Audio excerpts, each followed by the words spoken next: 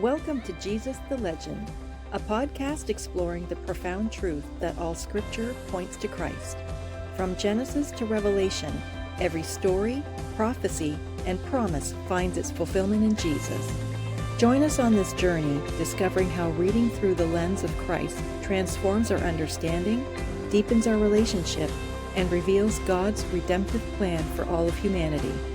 And now, here's your host, Ken Sullivan. Hey everyone, and welcome back to Jesus the Legend, a podcast where we're doing our best to uncover the beauty and depth of God's story, often in ways that surprises and sometimes transforms us. Now, I'm so happy you're here today because we're dipping our toes into the book of Revelation, and we're going to go all the way to the end, because if you stop at the lake of fire, you miss something profound. In fact, if you stop at the lake of fire, I believe you'll miss the heart of the whole thing. I'm guilty of doing it for many years. It's like once I hit chapter 20, my brain just stopped taking in what God was saying. For most of my Christian walk, I was mentally stuck at the Great Judgment. Books being opened and names being read. So today I'm going to start there, because that's where the story seemed to end for me for so long. Revelation 20 verse 12 says this, "And I saw the dead, great and small, standing before the throne, and books were opened. Also another book was opened, the book of life. And the dead were judged according to their works, as recorded in the books." And then a few verses later, in Revelation 20 verse 15, "And anyone whose name was not found written in the book of life was thrown into the lake of fire." Those verses always seemed final to me. The lake of fire looked like it was the end of the road. Some people made it in, others didn't, and if you were out, that was it. Game over, the big finale. But here's the thing, it's not the end. What I didn't see for so long, and I can't believe it, but it's that Revelation doesn't end where I thought it did. The story doesn't close with the lake of fire.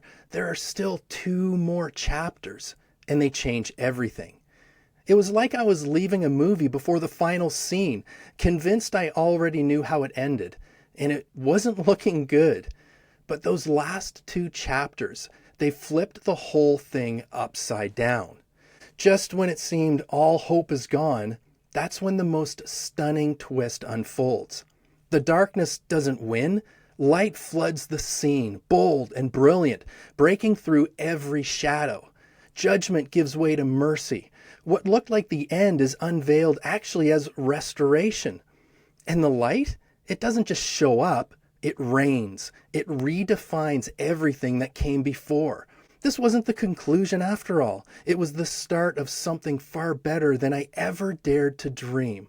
So let's keep moving forward to Revelation 21, where the scene shifts dramatically from judgment to renewal. Revelation 21, 1-2 says, "Then I saw a new heaven and a new earth, for the first heaven and the first earth had passed away, and the sea was no more. And I saw the holy city, the new Jerusalem, coming down out of heaven from God, prepared as a bride adorned for her husband." The imagery transforms to beauty, a radiant city descending from God, full of promise. And then we see this in Revelation 21:3. "And I heard a loud voice from the throne saying, 'See, the home of God is among mortals. He will dwell with them. They will be his peoples, and God himself will be with them and be their God.'" Guys, this is God's heart, to dwell with us, to make his home among humanity. But there's even more. Revelations 21:5 declares, "See, I am making all things new." Now listen closely. He didn't say, "I am making all new things." And he also didn't say, "I am making some things new." He said, "I am making all things new." That small shift in wording changes everything. It's not about scrapping the old and just starting from scratch. It's not about God tossing the world in the trash and replacing it with something completely different. No, that's not his heart. This isn't about erasing what was. It's about transforming what is, redeeming it, healing it, and it's all coming from the inside out.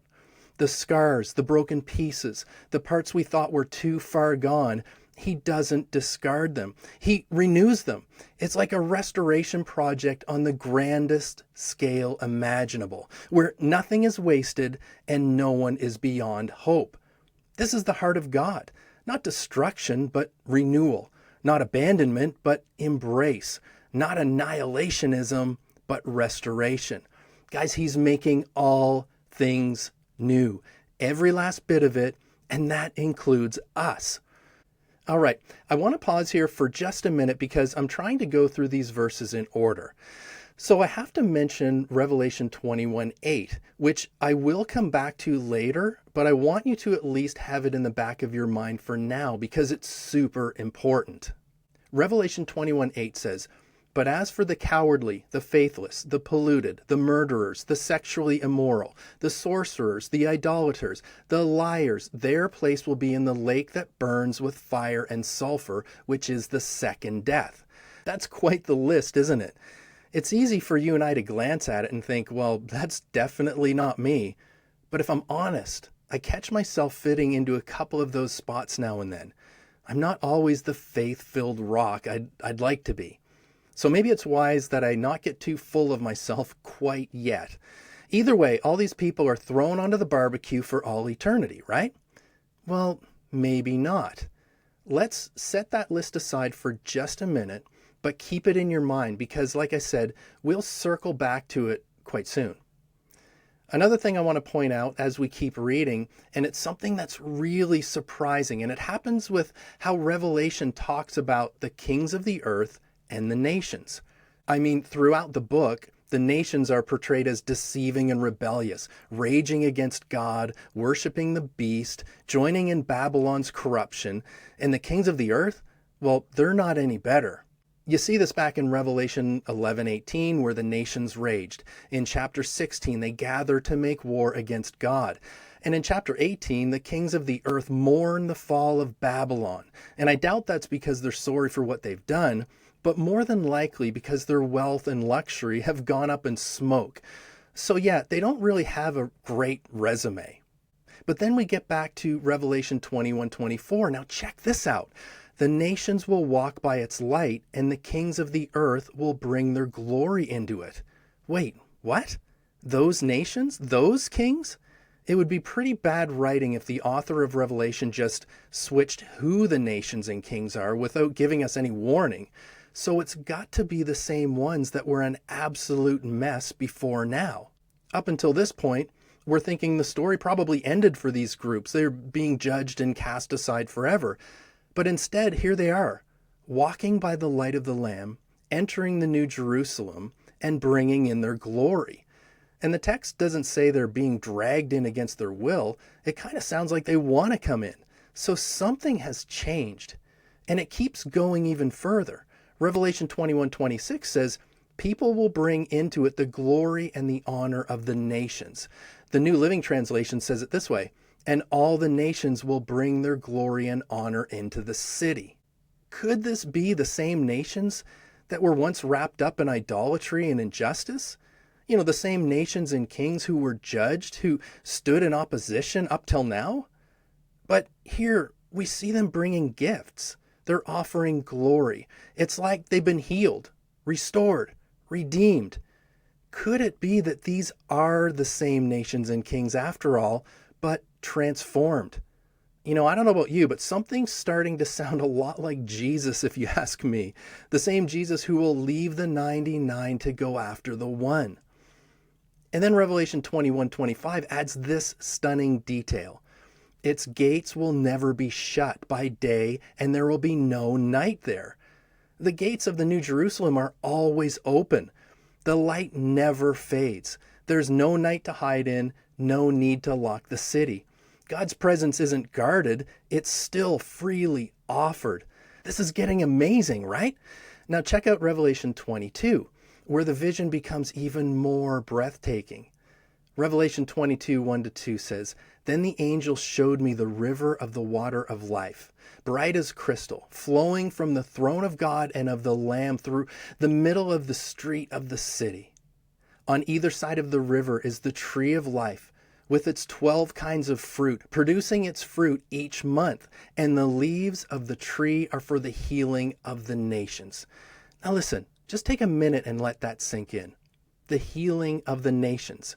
Could these be the very same nations that were judged, the ones who once stood against the Lamb, and yet even now they are still offered healing? Maybe God hasn't given up on them after all. This vision isn't about some being welcomed and others cast out forever. It's about a world made new, open gates, a river that flows freely, and a tree that bears life, and a God who never stops inviting.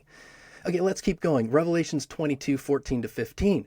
Blessed are those who wash their robes, so that they will have the right to the tree of life and may enter the city by the gates. Outside are the dogs and the sorcerers and the sexually immoral and the murderers and the idolaters and everyone who loves and practices falsehood. Now here's where it gets really fun. This list of those outside the gate sounds familiar, right? It's very similar to the naughty list from Revelation 21:8 that I mentioned earlier, where a similar group was described. Remember it said, "But as for the cowardly, the faithless, the polluted, the murderers, the sexually immoral, the sorcerers, the idolaters, and all the liars, their place will be in the lake that burns with fire and sulfur, which is the second death." What in the world is going on here? So here's a question. If the lake of fire in chapter 21 was the final destination for these people, why are they now outside the city gates in chapter 22? How did they get from the lake of fire to the gates of the New Jerusalem? Could it be that their story isn't over? Could it be that God still hasn't given up on them? Could it be that His mercy endures forever and His love never fails? Could it be that the invitation is still open for them to wash their robes in the blood of the Lamb, just as it talks about in Revelation 7:14? And then comes the most beautiful scene that I can't stop thinking and talking about. Revelation 22:17 declares, "The Spirit and the bride say, 'Come,' and let everyone who hears say, 'Come,' and let everyone who is thirsty come. Let anyone who wishes to take the water of life as a gift." Okay, so stick with me here. The Spirit, God Himself, says, "Come." The bride, which is the church, the redeemed people of God, also says, "Come." And anyone who hears is invited to echo the call. This invitation comes right after mentioning those outside the city. There are people still outside, and God is still calling to them. If the gates are always open, if the Spirit is still saying, "Come," if the water of life is offered freely, then maybe the lake of fire isn't the end after all. Maybe it's a refining fire, a purifying judgment, not a sentence of eternal hopelessness. Revelation doesn't end with, "and those who didn't make it were lost forever." It ends with open gates and an invitation. Let the one who is thirsty come. Let the one who wishes take the water of life as a gift. This is for the thirsty, the longing, those outside who still want life. This is amazing. Even at the end of the Bible, God is still offering it. This reshapes everything. Fire is talked about as a refining process all over the place, so why not in Revelation as well? 1 Corinthians 3:13-15 says, "The work of each builder will become visible, for the day will disclose it, because it will be revealed with fire. And the fire will test what sort of work each has done. If the work that someone has built on the foundation survives, the builder will receive a wage. If the work is burned up, the builder will suffer loss. The builder will be saved, but only as through fire." And in Malachi 3:2-3, it says, "But who can endure the day of His coming, and who can stand when He appears? For He is like a refiner's fire and like a washer's soap.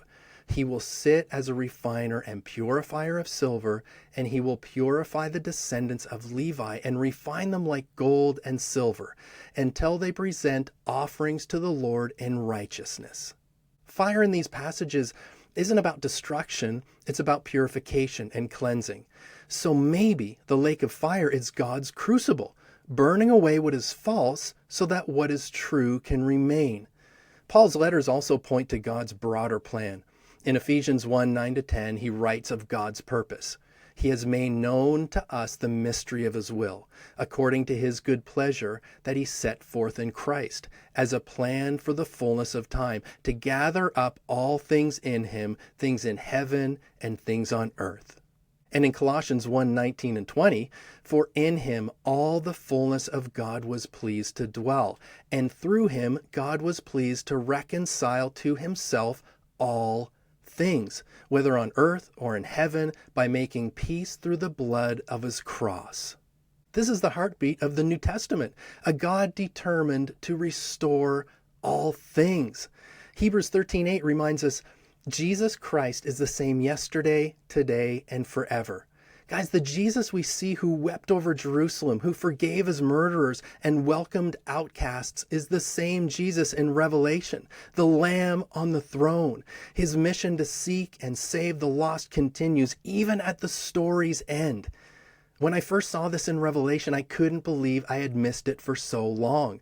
I used to stop at the lake of fire. But guys, the Bible keeps going.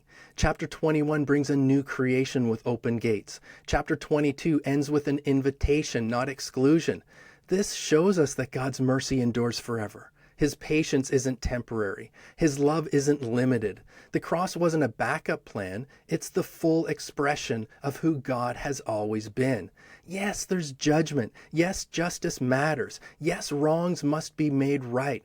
But in God's hands, it's all redemptive. The fire isn't there to snuff people out, but to burn away everything that is not love within his children. Brad Jersak said, the hope of ultimate redemption is as inclusive in its judgment as it is its salvation. All are held to account, all pass through the fire so that all may be purified and glorified. Mercy triumphs over judgment. It does not skirt it. I invite you to read the book of Revelation again, but all the way to the end this time, and watch the beauty unfold in the last couple chapters. This isn't about a God who throws away. It's about how far he'll go to make all things new. Revelation ends with an open invitation. The Spirit and the bride say, come. So what does this mean for us now?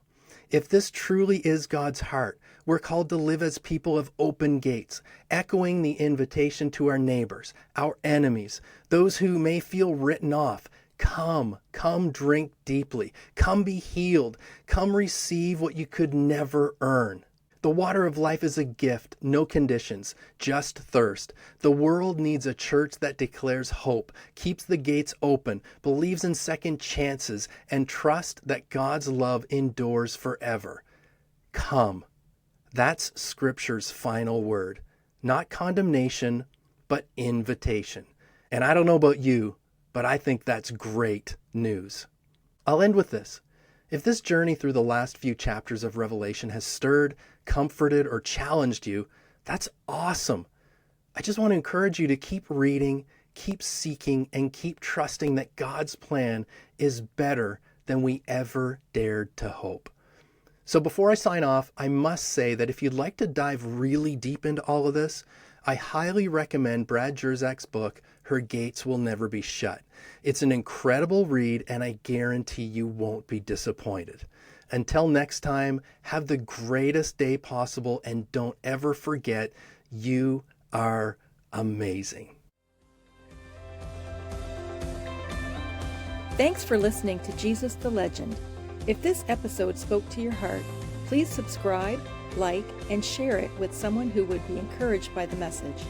Be sure to tune in next time as we continue the conversation about the beauty of Jesus and how the gospel is even better than we could ever imagine.